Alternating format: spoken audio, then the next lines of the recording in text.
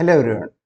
आज हम आपके सामने लेके आए हैं सीए फाइनल के स्पॉम के सेट बी कॉस्टिंग का एक चैप्टर जो है स्टैंडर्ड कॉस्टिंग।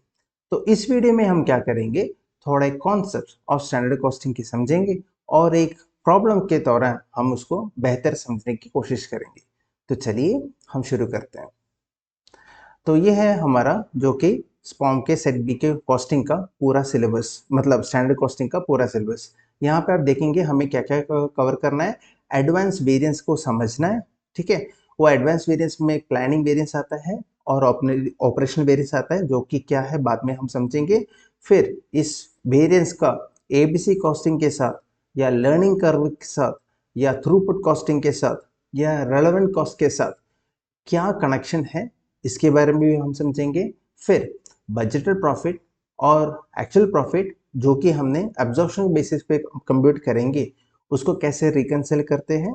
फिर बजटेड प्रॉफिट और एक्चुअल प्रॉफिट जो मार्जिनल कॉस्टिंग के कॉन्सेप्ट के बेसिस पे प्रिपेयर किया जाता है, उसको हम कैसे रिकंसिल करेंगे वो भी समझेंगे।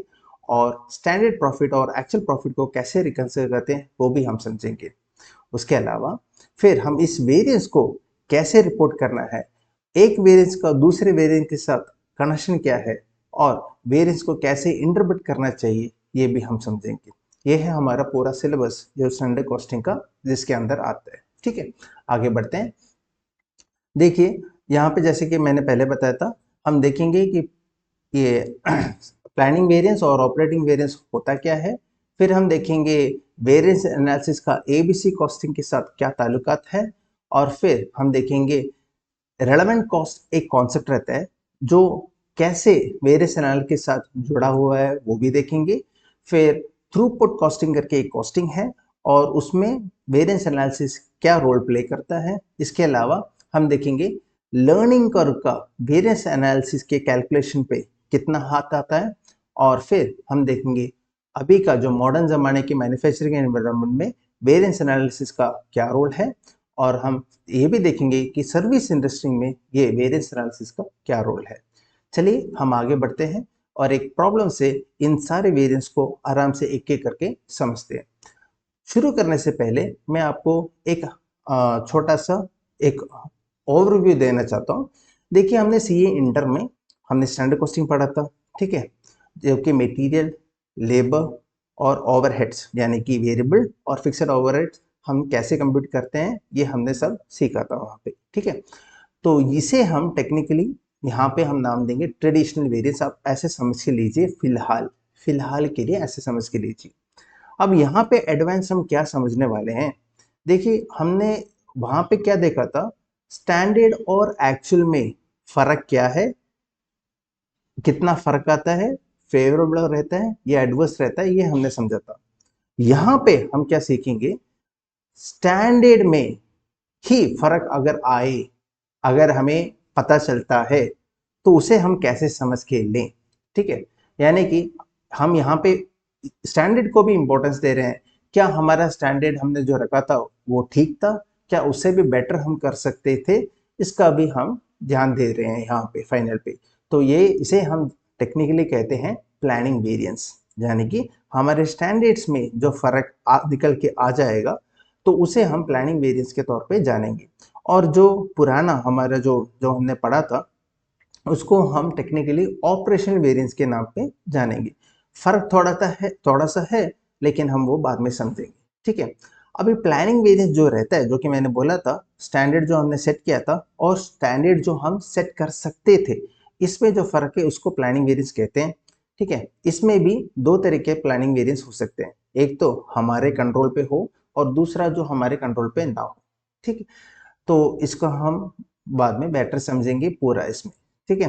तो और एक चीज समझना ये जरूरी है कि स्टैंडर्ड में जो वेरिएंस आता है, इसका अगेन क्या क्वांटिटी में स्टैंडर्ड में फर्क रहेगा या प्राइस में। यहाँ पे आंसर है दोनों में फर्क आ सकता है।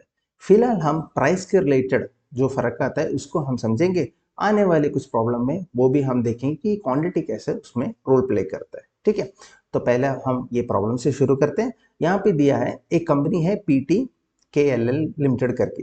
ये कंपनी का एक मैनेजिंग डायरेक्टर है जो ये ओपिनियन कर रहा है, देखिए हमारे कंपनी में ज़्यादातर प्राइस की वजह से वेरिएंस हो रहा है, तो इसके लिए हमारा हम स्टैंडर्ड कॉस्टिंग को अप्लाई करना इतना हमारे लिए बेनिफिशियल नहीं है। ये है उसका व्यू पहला पैराग्राफ में बता रहे हैं। तो बाकी अभी दूसरे पैराग्राफ में कंपनी के रिलेटेड कुछ डिटेल्स हमें दिए गए हैं। तो कंपनी के पास दो चॉइस है रॉ मटेरियल यूज करने का, एक पीजी रॉ मटेरियल है और एक पीडी रॉ मटेरियल है। दोनों में से कोई भी प्रोडक्ट रॉ मटेरियल हम यूज करके इनका फिनिश प्रोडक्ट जो है वो है पी, इसे हम मैन्युफैक्चर कर सकते हैं। तो कंपनी के अंदाजे से कंपनी ने ये डिसाइड किया है, स्टैंडर्ड ये सेट किया है कि हम पीजी ही जाएंगे, पीजी रॉ मटेरियल यूज करके हम पी फिनिश प्रोडक्ट बनाएंगे। पीजी इसलिए चूज किया उन्होंने, वो भी सेकंड पैराग्राफ में बताया कि अभी हम ओवरऑल देखेंगे जो उनका एक्सपीरियंस तजुर्बा रहेगा, उसमें भी प्राइस के डिफरेंस के एंगल से देखा जाए तो पीजी प्रोडक्ट थोड़ा बेनिफिशियल है, ये इनका मानना है। तो इसलिए वो उन्होंने स्टैंडर्ड भी सेट किया है पीजी के बेसिस पे। चाहे आप पीजी यूज कर लो, थर्ड पैराग्राफ में ये बताया जा रहा है, चाहे आप पीजी रॉ मटेरियल यूज कर लो या पीडी रॉ मटेरियल यूज कर दो, आपको एक फिनिश प्रोडक्ट बनाने के लिए 2.5 kg ऑफ रॉ मटेरियल लगेगा। इसके अलावा इन्होंने स्टैंडर्ड सेट किया है जो कि है 1.5 kg। चाहे मतलब पीजी आप रॉ मटेरियल मार्केट में खरीदने जाओगे तो मैक्सिमम हम एक्सपेक्ट कर रहे हैं कि 1.5 kg ऑफ रॉ मटेरियल उतना ही आप पे करें। और मार्केट में इन्होंने फिर क्या देखा कि साल भर खत्म हो गया, साल भर खत्म होने के बाद उन्होंने एक और बार बैठ के एनालाइज किया, तो उनको ये मालूम पड़ गया कि अरे यार, मैं स्टैंडर्ड थोड़ा बेटर सेट कर सकता था। कैसे मतलब? बेटर तो नहीं बोल सकते हैं, हाँ बेटर भी हो सकता है या अलग। मार्केट के सिचुएशन के हिसाब से पीजी का प्राइस जो है 2.25 आ गया और पीडी का प्राइस उस दौरान 2 रुपीज है। ये हमें कब मालूम पड़ रहा है? ये हमें साल भर के एंड में मालूम पड़ रहा है। ये हम रख सकते थे, ये स्टैंडर्ड हम रख सकते थे, ठीक है।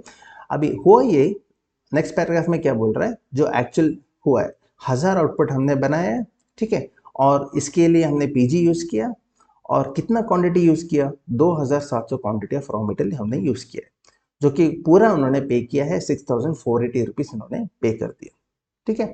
तो कितना, 1 kg का कितना पे किया रहेगा, 6480 डिवाइडेड बाई 2700 मिल जाएगा, बाद में हम डिस्कस करेंगे। तो ये पूरा है सम, और इसमें से हमें बोल रहे हैं आप एक काम कीजिए, ट्रेडिशनल वेरिएंस कंप्यूट कर लीजिए और इसमें से प्लानिंग और ऑपरेशन वेरिएंस को आप अलग से हमें बता दीजिए, ठीक है। तो होप क्वेश्चन इज क्लियर। चलिए आगे बढ़ते हैं और उसका सोल्यूशन की ओर देते हैं। तो यहाँ पे जैसे कि अभी हमने डिस्कस किया, यहाँ पे हमें इंपॉर्टेंट पॉइंट जो दिए हैं वो है, कंपनी स्टैंडर्ड कॉस्टिंग यूज करना चाहती है लीस्ट प्राइस वाले चूज करने के लिए। कंपनी के पास दो ऑप्शन है रॉ मटेरियल का यूज करने के लिए, और वो कैसे डिसीजन यूज कर रहे हैं कि पीजी और पीडीओ जिसका भी प्राइस कम हो वो बेसिस पे आगे बढ़ते हैं। और उनका कंपनी का प्रॉब्लम जो फेस कर रहे हैं कि प्राइस में देखा जाए और यूसेज के इम्पैक्ट में देखा जाए, उनके लिए रॉन्ग कंक्लूजन निकल के आ रहा है हर साल, ठीक है। तो हमसे ये उम्मीद कर रहे हैं कि इस स्टैंडर्ड कॉस्टिंग क्या हो या कैसे भी करके इसमें आप कैसे मदद कर सकते हैं, हमारे सामने सिचुएशन रखा है, ठीक है। चलिए, तो पहले हम ट्रेडिशनल वेरिएंस हम डिस्कस करते हैं। जिन्होंने सी एंडर में सिर्फ स्टैंडर्ड कॉस्टिंग को स्किप किया है या स्टैंडर्ड कॉस्टिंग को बाय हार्ट करके किया, निकल गया उनका एग्जाम, कोई फर्क करने, कोई टेंशन लेने की जरूरत नहीं है। आने वाले इस वीडियोस में ये ट्रेडिशनल वेरिएंस का भी हर जो मटेरियल हो, लेबर हो, ओवरहेड हो, जो भी हो, सेल्स का हो, जो भी हो, इसका सारे हम समझ के लेंगे कि क्या लॉजिक क्या है, क्यों कंप्यूट करते हैं, क्यों ये फॉर्मूला हमने यूज किया, ठीक है। तो चलिए पहले हम ट्रेडिशनल वेरिएंस डिस्कस करते हैं, और इसका फॉर्मूला जो है हमने जो इंटर में पढ़ा था वही फॉर्मूला यहाँ पे दिया हुआ है। तो I believe we can start with it. आपका पूरा मटेरियल का वेरिएंस जो है वो हमें दो तरीके से निकल के आ सकता है, ठीक है। एक तो है क्वांटिटी की वजह से, एक तो है प्राइस की वजह से। तो इसके लिए क्वांटिटी में स्टैंडर्ड हमने सेट किया रहेगा, और एक्चुअल में जो हमने घटा है, हमारे साथ घटा है, दोनों में फर्क आ सकता है। तो इसे हम कहेंगे क्वांटिटी की वजह से कंट्रीब्यूशन कितना वेरिएंस आ रहा है। उसके अलावा हमारा प्राइस जो हमने सेट किया था और एक्चुअली प्राइस जो पे किया था उसमें भी फर्क आ सकता है। तो दोनों मिला के उसको बोलते हैं टोटल मटेरियल कॉस्ट वेरिएंस। उसके अंदर उसको दो तरीके से डिवाइड करेंगे, प्राइस के related which is called as material price variance, और दूसरा है मटेरियल यूसेज वेरिएंस। इसको हम फॉर्मूला को डिटेल में आने वाले स्लाइड्स में समझेंगे बेटर। चलिए आगे बढ़ते हैं। ठीक है, पहले ये अभी जो मैं दिखा रहा हूँ स्लाइड पे, प्लीज वेट कर दीजिए, आपको मालूम पड़ जाएगा क्यों कर रहे हैं। ठीक है, पहले जस्ट फॉलो कर दीजिए कि मैं क्या डिस्कस कर रहा हूँ। तो यहाँ पे देखिए हमने कितना एक्चुअल आउटपुट बनाया है, हमने कितना एक्चुअल आउटपुट बनाया है। देखिए यहाँ पे बताया गया है आपने 1000 आउटपुट बनाए। ठीक है, अभी स्टैंडर्ड क्या कह रहा था, तीसरा पैराग्राफ में देख लिए, चाहे आप पीडी यूज कर लो या पीजी रॉ मटेरियल यूज कर लो, एक आउटपुट बनाने के लिए 2.5 kg of raw material use करना पड़ेगा। ठीक है, यूज करना ही चाहिए लॉजिकली। तो अगर ऐसा है, देखिए एक फिनिश प्रोडक्ट के लिए 2.5 रॉ मटेरियल ऐसा है, तो 1000 आउटपुट में बनाऊंगा तो उसके लिए कितना रॉ मटेरियल लगेगा, इसको हम सॉल्व करेंगे cross multiplication. So 2.5 into 1000 is equal to x, solve करेंगे तो हमें मिल जाएगा 1000 आउटपुट बनाने के लिए 2500 ही रॉ मटेरियल मुझे यूज करना चाहिए था। कौन सा प्रोडक्ट, पीजी का, क्योंकि हमने वही चूज किया था। अगर ये क्लियर है तो आगे बढ़ते हैं। अभी एक्चुअल प्राइस को फाइंड आउट करना है, जो कि मैंने क्वेश्चन पढ़ने के टाइम पे डिस्कस किया था। यानी कि कुछ नहीं, 6480 हमने कुल मिला के प्राइस पे किया है, उसको डिवाइड बाई 2700 से कर दीजिएगा, आपको मिल जाएगा प्राइस पर केजी जो हमने एक्चुअली पे किया है। ठीक है, तो हमने क्या प्लान किया था पे करने को, वो है हमारा यहाँ पे दिया है 1.50। स्टैंडर्ड बोल रहा है कि हमें 1.5 ही, जो कि हमने साल के पहले में प्लान करके रखा था, 1 रुपये 50 पैसे ही हमें खर्च करने की मतलब अलाउड है, मतलब आप जायज़ है, ज़्यादा खर्च भी किया जा सकता है, हो गया होगा, तो वो है 2 रुपये 40 पैसे। ठीक है, तो इतना इंफॉर्मेशन हमने निकाल लिए। अभी हम क्या करेंगे, ट्रेडिशनल वेरिएंस हम कंप्यूट करेंगे। तो यहाँ पे क्या किया है मैंने, प्रेजेंटेशन जो है वो मैंने 3 टेबल पे डिवाइड कर दिया। पहला टेबल में आएगा standard quantity into standard price, जो कि स्टैंडर्ड मैंने साल भर की शुरुआत में सेट किया था। दूसरा टेबल जो है, जो एक्चुअली घटी है हमारे साथ, actual quantity into actual price amount आ गया। और अभी जितना भी एक्चुअल क्वांटिटी मैंने परचेज किया, अगर मैंने स्टैंडर्ड प्राइस में ही परचेज किया होता तो मेरा कॉस्ट कितना निकल के आता, ये है थर्ड टेबल। ठीक है, तो पीजी हमने यूज किया था, कितना स्टैंडर्ड क्वांटिटी है देखिए, जो हमने नोट नंबर 1 में वर्किंग किया 2500 हम लिखेंगे। स्टैंडर्ड प्राइस क्वेश्चन में दिया था थर्ड पैराग्राफ में, जो कि है 1.5, वो लिख लेंगे। टोटल आ जाएगा आपका 3750। एक्चुअल कितना हुआ ये भी हमें पता है, एक्चुअल क्वांटिटी तो दिया 2700, और एक्चुअल प्राइस कितना है जो हमने अभी नोट नंबर 2 में निकाला है, विच इज 2.4। टोटल अमाउंट निकल के आ जाएगा 6480, जो कि डायरेक्टली क्वेश्चन में अदरवाइज दिया भी है। फिर टेबल 3 देख लीजिएगा, इसमें क्या आएगा, एक्चुअल क्वांटिटी जो कि सेम 2700 है, और प्राइस यहाँ पे 1.5 निकाल के हम टोटल अमाउंट में आ जाएंगे। ठीक है, अब इसी के साथ हम एक एक वेरिएंस को कंप्यूट करने की कोशिश करते हैं। पहले हमें क्या जानना है, कुल मिला के वेरिएंस क्या है, जो कि कुल मिला के वेरिएंस कितना आएगा। तो यहाँ पे देखिए हमारे स्टैंडर्ड में क्वांटिटी का भी हमने वेरिएंस सेट किया है और प्राइस का भी वेरिएंस सेट किया है। तो इन दोनों में मिला कुल मिला के फर्क कितना है, तो कौन सा टेबल आप कंपेयर करोगे तो आपका आंसर मिलेगा, सोचेंगे तो आप पहले देखिए टेबल नंबर 1 और टेबल नंबर 2। इसमें देखा जाए तो क्वांटिटी में फर्क कर रहा है, क्वांटिटी स्टैंडर्ड क्वांटिटी और एक्चुअल क्वांटिटी। प्राइस देखिए स्टैंडर्ड प्राइस और एक्चुअल प्राइस। ठीक है, ये सबसे रीजनेबल आंसर आपको देगा। चलिए इसको पहले हम सोल्व करते हैं, तो कितना आएगा देखिए 3750 माइनस 6480, तो इसको सॉल्व करेंगे तो आंसर आ जाएगा 2730। इसके अलावा और कोई टेबल आप चूज कर लीजिए, फॉर एग्जाम्पल टेबल नंबर 2 और टेबल नंबर 3 से आप कंपेयर कर लीजिए। तो यहाँ पे देखा जाए तो क्वांटिटी सेम है लेकिन प्राइस अलग है, तो ये हमारा पूरा वेरिएंस कंसिडर नहीं कर रहा, तो इसके लिए वो फॉर्मूला हम यूज नहीं करते। ठीक है, तो बचा तो ऑब्वियसली ऑप्शन नंबर 1 और 2 है। अभी हम आप मुझसे ये भी पूछ सकते हो कि 1 - 2 क्यों लिखा है, क्या 2 - 1 नहीं हो सकता क्या। यहाँ पे आपको थोड़ा दिमाग लगाना है। स्टैंडर्ड को हम कंपेयर करेंगे तो कैसे करेंगे, स्टैंडर्ड से कितना डिविएशन हुआ है, स्टैंडर्ड से कितना हमारा परफॉर्मेंस डिविएशन हुआ है। तो शुरुआत कहाँ से कर रहे हैं, स्टैंडर्ड से, इसलिए 1 - 2 है, 2 - 1 नहीं है। ठीक है, होप इसका लॉजिक भी आपको क्लियर हो गया होगा। आगे बढ़ते हैं, अभी हम देखेंगे प्राइस की बदौलत, सिर्फ प्राइस की बदौलत हमारा कितना डिफरेंस आया है। आप टेबल नंबर 2 और टेबल नंबर 3 पे जरा ध्यान दीजिएगा। यहाँ पे आप देखोगे जैसे कि थोड़े देर पहले बताया था, क्वांटिटी दोनों में सेम ही है एक्चुअल। ठीक है, और प्राइस प्राइस देखिए दोनों में अलग है, तो हो गया आपका वेरिएंस यहाँ पे प्राइस का ही। ठीक है, तो अगेन तो इसको सॉल्व करेंगे आपको तो मिल जाएगा प्राइस वेरिएंस जितना भी है, यानी कि 2430 एडवर्स। पर ये समझ के लेना है कि क्यों 3 - 2 2 - 3 क्यों नहीं, वही लॉजिक जो मैंने बताया स्टैंडर्ड। देखिए एक और चीज यहाँ पे एक और समझना है, मेरा फर्क जो है प्राइस में वो किस हद तक आएगा, स्टैंडर्ड क्वांटिटी का या एक्चुअल क्वांटिटी का। देखिए जितना क्वांटिटी मैंने परचेज किया है या कंज्यूम किया है, उस पूरे क्वांटिटी में फर्क आएगा, निकल के आएगा, सही है। तो इसके लिए हम एक्चुअल क्वांटिटी ही लेंगे, ठीक है। तो ये रहा उसका। अभी मैंने ये तो कंपेयर तो कर लिया, ये एडवर्स और फेवरेबल हम कैसे लिखते हैं। देखिए कॉस्ट है, अभी हम जो कंप्यूट कर रहे हैं कॉस्ट है, ठीक है। चाहे आप कॉस्ट वेरिएंस ले लो, प्राइस वेरिएंस ले लो, हमारा कॉस्ट का एम क्या रहता है, कॉस्ट कम हो। स्टैंडर्ड से अगर हमारा परफॉर्मेंस बेहतर होना है तो क्या होना चाहिए, मेरा एक्चुअल कॉस्ट जो है कम होना चाहिए।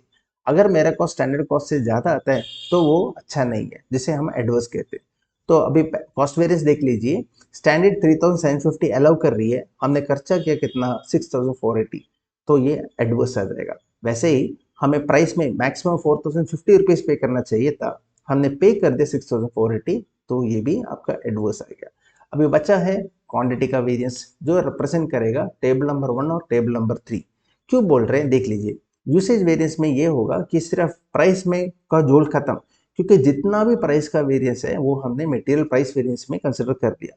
अभी हम स्टैंडर्ड प्राइस यूज कर सकते हैं, क्योंकि प्राइस का वेरिएंस पूरा एब्जॉर्ब कर लिया मटेरियल प्राइस वेरिएंस में, ठीक है।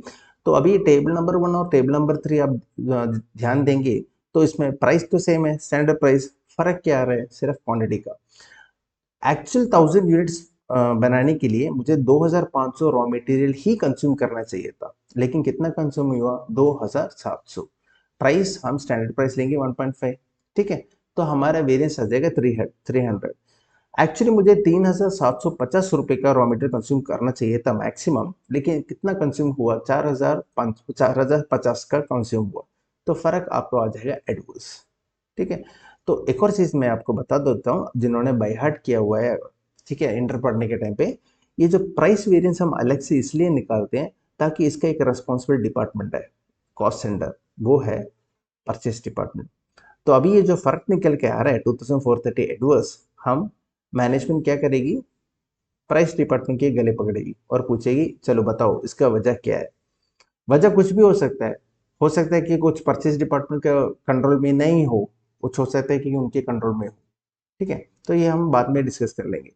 वैसे ही यूसेज वेरिएंस को भी अलग से इसलिए कंप्यूट किया कि रॉ मटेरियल कौन कंज्यूम करता है हमारे ऑर्गेनाइजेशन में, कौन सा डिपार्टमेंट यूज करेगा, प्रोडक्शन डिपार्टमेंट।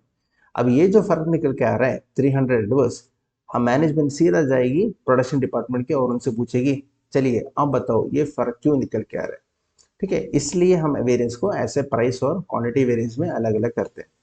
अभी ये ट्रेडिशनल वेरिएंस आपको समझ में आ गया लगता है। अभी नया टॉपिक की ओर चलते हैं, मतलब यहाँ पे जो फाइनल लेवल में आता है वो है प्लानिंग वेरिएंस और ऑपरेशनल वेरिएंस। तो पहले हम देखेंगे ऑपरेशनल वेरिएंस, ठीक है। ऑपरेशनल वेरिएंस मतलब क्या रहता है कि स्टैंडर्ड का जो भी गलतियां रहेगी या कुछ भी हुआ है वो छोड़ो, जो स्टैंडर्ड और एक्चुअल परफॉर्मेंस है, हमारे कमियां, हमारे परफॉर्मेंस की वजह से जो भी कमियां हैं वो निकालने की कोशिश करेंगे, ठीक है, ऑपरेशनल वेरिएंस में। चलिए पहले हम देखिए, वैसे ही टेबल्स बनाएंगे, सब सेम ही है, लेकिन वैल्यूज जो लेंगे वहां पे फर्क आ रहा है, ठीक है। देखिए जो भी है फॉर्मूला सब सेम ही लिखा है, यहाँ पे देखिए स्टैंडर्ड क्वांटिटी भी सेम ही है।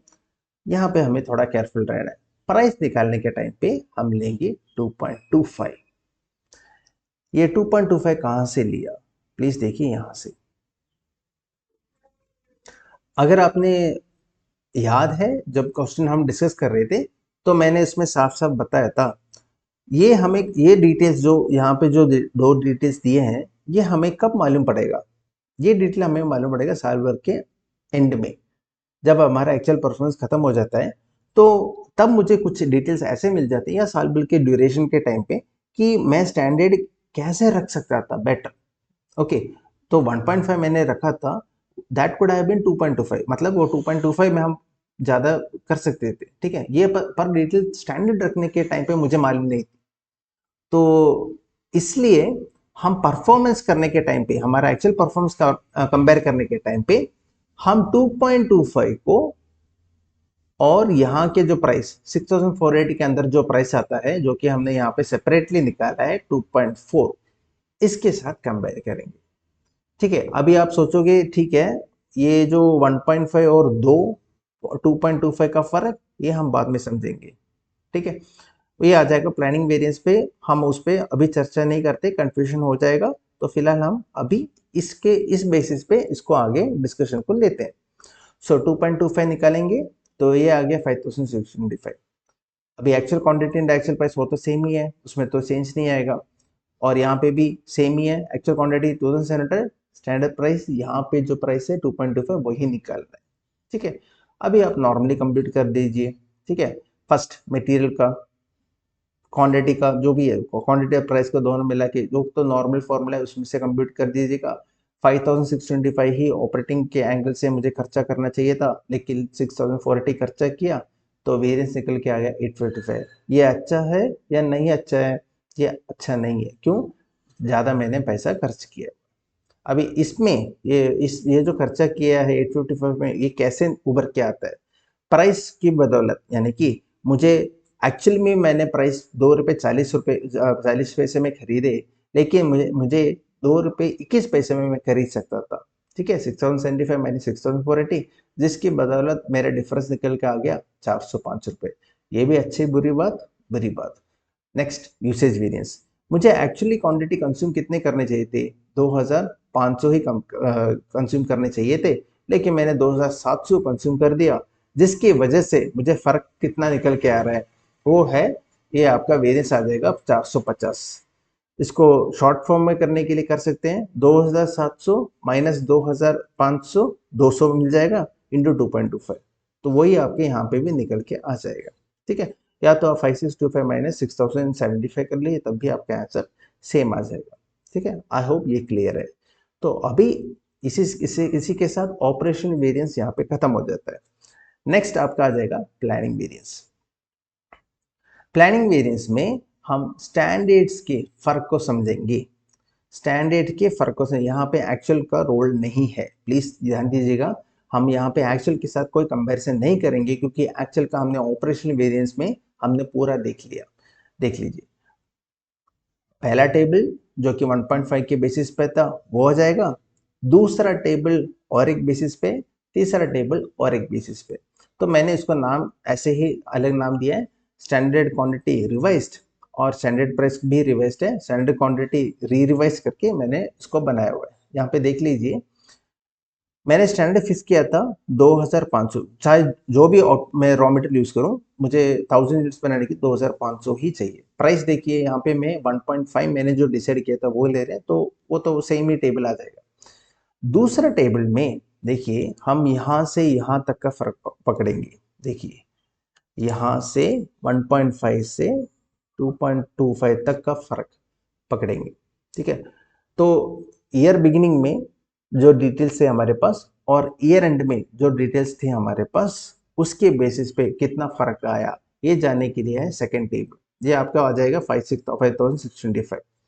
ठीक है, अभी टेबल नंबर 3 में क्या रहता है, ध्यान दीजिएगा, ये और 1.5 और ₹2 का फर्क, 1.5 से जो स्टैंडर्ड सेट किया था और पीडी का, यानी कि दूसरे रॉ मटेरियल का ₹2 का फर्क कितना है, वो यहाँ पे एम्फेसिस किया जाता है थर्ड टेबल में। ऐसा क्यों? अगर मुझे जो ईयर एंड में जो मुझे ये डिटेल्स मुझे अवेलेबल है, ये स्टैंडर्ड अगर मैं कर सकता था, ये मुझे साल भर के शुरुआत में ही मालूम पड़ जाता, क्या मैं पीजी ही रॉ मटेरियल कंज्यूम करने की कोशिश करता या पीडी? सोच के देखिए, क्योंकि पीडी में यूज करता, क्योंकि PD is cheaper than PG. ठीक है, तो ये फर्क को भी हमें एंटरटेन करना है। तो अभी इतना थोड़ा क्लियर है, तो आप शुरू कर सकते हैं आराम से, जो भी हमने फॉर्मूला पढ़ा था उसी के बेसिस पे आप कर सकते हो। 1 माइनस 2 ये रिप्रेजेंट करेगा आपके प्लानिंग में जो फर्क आया है। तो ये आ गया 3750 माइनस 5625, ये भी 1875 एडवर्स। क्यों? देखिए, 3750 मैंने प्लान करके करता, एक्चुअली स्टैंडर्ड रिवाइज करता तो 5625 हो जाएगा। इतना कॉस्ट मैंने प्रोडक्ट में एब्जॉर्ब किया नहीं रहेगा, अगर मैंने इसको अब नॉर्मल लॉस मान के चलाएं तो ये नुकसान हो गया मेरा। नेक्स्ट देखा जाए, कंट्रोलेबल वेरिएंस। कंट्रोलेबल वेरिएंस मतलब क्या रहता है, ये प्लानिंग वेरिएंस में कुछ मैं अगर बराबर से इंफॉर्मेशन मेरे पास रहता तो कितना कॉस्ट मैं कंट्रोल कर सकता। प्लीज यहाँ पे देखिएगा, इन दोनों का प्राइस का डिफरेंस, ये मैं बोल सकता हूँ कंट्रोलेबल वेरिएंस है। अगर मुझे ये बराबर से इंफॉर्मेशन मेरे पास रहता तो मैं डिसाइड करता 2 रुपए में मैं पीडी खरीदूंगा या पीजी करूंगा 2.25, ये तो मेरे हमेशा हाथ में ही था। ठीक है, तो इस फर्क को हम करें बोलेंगे हम 3 - 2, आप टेबल निकालोगे, देखिए क्वांटिटी तो सेम है, फर्क कहाँ पे आ जाता है, सिर्फ प्राइस में। ठीक है, ये हमारे कंट्रोल में हमेशा था। ठीक है, तो ये हो गया आपका कंट्रोलेबल प्लानिंग वेरिएंस। अब इसको एडवर्स क्यों बोल रहे हैं, मुझे प्रोडक्ट में 625 मैंने इफेक्टिवली मैंने ज़्यादा खर्च किए मेरे रॉन्ग डिसीजन की वजह से, तो ये एडवर्स हो गया। अभी इसी के दौरान अगला एक वेरिएंस है जो कि अनकंट्रोलेबल वेरिएंस है। देखिए चाहे जो भी हो जाए, ये वेरिएंस 1.5 और 2 रुपए तक का जर्नी का वेरिएंस, ये मेरे कंट्रोल में कभी भी नहीं आ सकता क्योंकि मार्केट ड्रिवन है और कुछ भी ये मेरे हाथ में नहीं है। तो इसको हम नाम देंगे हमारा 1 - 3, आप टेबल करेंगे तो आपको मिल जाएगा 3750 - 5000 अनकंट्रोलेबल वेरिएंस। ये भी अनफेवरेबल इसलिए है क्योंकि मैंने 3750 ही प्रोडक्ट को चार्ज किया, आई शुड हैव चार्ज 4050। तो ये निकल के आ गया आपका प्लानिंग वेरिएंस पूरा।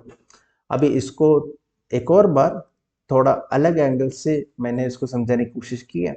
देखिए शुरुआत में मैंने पीजी सेलेक्ट किया था तो उसका ओरिजिनल स्टैंडर्ड का प्राइस कितना था, 1.1 रुपये 50 पैसे। बाद में साल भर के बाद मुझे मालूम पड़ गया, अरे यार मैं स्टैंडर्ड ये रख सकता था क्या, यानी कि पीजी का मैं 2 रुपये 21 पैसे रख सकता था, पीडी का 2 रुपये रख सकता था। और एक्चुअल में क्या हुआ, पीजी का प्राइस 2 रुपये 40 रुपये मैंने पे कर दिया। तो आप एक टाइमलाइन बना के चलेंगे तो आपके पास ऐसा एक टाइमलाइन आ जाएगा। देखिए 1 रुपये 50 रुपये आपने स्टैंडर्ड सेट कर दिए, वहां से 2 रुपये तक का एक जर्नी है, 2 रुपये से 2 रुपये 21 पैसे तक का जर्नी है, और फिर 2 रुपये 21 से 2 रुपये 40 तक का। यहाँ पे आप देखेंगे 1 रुपये 50 पैसे से 2 रुपये तक का जर्नी है जो कि पीडी का जर्नी है। ठीक है, वहां से फिर हम पीजी के बेसिस पे ही चलते। ठीक है, ये जो 1.5 और 2 का डिफरेंस है इसको हम कहेंगे अलग से, ये सारे वेरिएंस को एक एक नाम दिया है। ये बोलेगा आप, ये रहेगा आपका अनकंट्रोलेबल ब्लाइंड वेरिएंस, चाहे जो भी हो जाए ये मैं कंट्रोल नहीं कर सकता था, ये मार्केट ड्रिवन। अभी 2 रुपए से और 2 रुपये 21 पैसे में फर्क आता, अगर मुझे इंफॉर्मेशन पता चलती, 2 रुपये याद रख लीजिएगा ये पीडी का प्राइस था, ठीक है, और ये पीजी का, तो ऑब्वियसली मैं क्या चूज करता, पीडी ही चूज करता, ये मेरे हाथ में था। ठीक है, अभी 2 रुपये 21 और 2 रुपये 40 पैसे में फर्क जो आता है, ये मेरा ऑपरेशनल यानी कि मेरे डिसीजन मेकिंग का प्रॉब्लम है, तो इसको मैं क्या बोलूंगा, ऑपरेशनल प्राइस वेरिएंस बोलूंगा। और हालांकि इस क्वेश्चन में क्वांटिटी का भी फर्क निकल के आता है, अगर आपको याद रहेगा मैंने क्वांटिटी इतना कंज्यूम किए जबकि मुझे स्टैंडर्ड के हिसाब से इतना ही कंज्यूम करना था, तो यहाँ पे इसका जो फर्क है 200 क्वांटिटी का, ये भी इसमें आ जाएगा। तो यहाँ पे ऑपरेशनल यूसेज वेरिएशन भी इसके अंदर आ जाता है। ठीक है, तो अगर ये क्लियर है तो उसको हमने जो किया था उसको थोड़ा बेटर तरीके से कर लेते हैं। देखिए 1 रुपये 50 पैसे से और 2 रुपये में फर्क कितना है, 50 पैसे का। ये कितना क्वांटिटी में आएगा, मैंने जो प्लान किया था 2500 का, उसका आंसर है 1250। यहाँ पे 2700 नहीं लेना है क्योंकि आखिरी में हम लेंगे। ठीक है, फिर 2 रुपये और 2 रुपये 21 पैसे में फर्क कितना है, 25 पैसे का। तो इसको हम क्या बोलेंगे, ये जो आएगा ये अमाउंट आएगा 621, 625, ये आपका रह जाएगा कंट्रोलेबल प्लान्ड वेरिएंस।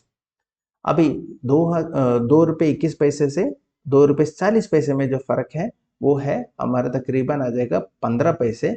वो देखिए 2500 क्वांटिटी का जो भी फर्क है 375 आ जाएगा, ये आपका रह जाएगा ऑपरेशनल प्राइस वेरिएंस। अभी ऑपरेशनल प्राइस वेरिएंस पूरा खत्म नहीं हुआ, अभी 200 क्वांटिटी हमने अलग से एक्स्ट्रा लिए थे, उसमें भी ये प्राइस डिफरेंस आ जाएगा। तो 200 का मैंने अलग से कंप्यूट कर दिया, तो ये आ गया 30 रुपये, तो ये हमने लिख लिया ऑपरेशन प्राइस वेरिएंस। इसके अलावा अभी आ जाएगा आपका यूसेज, यानी कि मैंने 2700 क्वांटिटी यूज किए जबकि मुझे 2500 ही यूज करने थे। ठीक है, तो यहाँ पे फर्क आ गया 200 क्वांटिटी का, जिसके बदौलत डिफरेंस निकल के आ रहा है 450 रुपये। तो इसका हम समरी करेंगे, तो इसे हम ऑपरेशनल यूसेज वेरियंस कहेंगे। अभी हम समरी लिखेंगे। देखिए प्लानिंग वेरियंस, देखिए एक ये प्लानिंग वेरियंस है, ये दोनों प्लानिंग वेरियंस के दौरान आते हैं, तो इसका डिफरेंस कुल मिला के क्या आ जाएगा, प्लानिंग वेरियंस में आ जाएगा। अभी ऑपरेशनल वेरियंस है नेक्स्ट टेबल, तो इसके अंदर देखिए दोनों आ जाएगा आपका ऑपरेशनल प्राइस वेरियंस में, वो भी अलग से लिख लिया। और आखिरी में ऑपरेशनल वेरियंस जो है पूरा क्वांटिटी का है, तो that will be represented by this. तो पिछले टेबल में जो हमने किया था उसको मैंने डिफरेंटली प्रेजेंट किया। और एक और चीज आप समझिएगा, ऑपरेशनल वेरिएंस और प्लानिंग वेरिएंस का आप ऐड कर दीजिएगा, आपको ट्रेडिशनल वेरिएंस मिल जाएगा। तो एक तरीके से देखा जाए, ट्रेडिशनल वेरिएंस जो हमने कंप्यूट किया था उसको थोड़ा और डीपर और बेटर वे में समझने को हम प्लानिंग और ऑपरेशनल वेरिएंस कहते हैं। तो उसी के साथ ये प्रॉब्लम भी खत्म हो जाता है और ये कॉन्सेप्ट भी का डिस्कशन भी खत्म हो जाता है। ठीक है, अगर आपको ये वीडियो अच्छा लगे तो लाइक कर दीजिएगा और सब्सक्राइब कर दीजिएगा, और ऐसे और भी वीडियो चाहिए तो प्लीज़ कमेंट बॉक्स में लिख के दीजिएगा।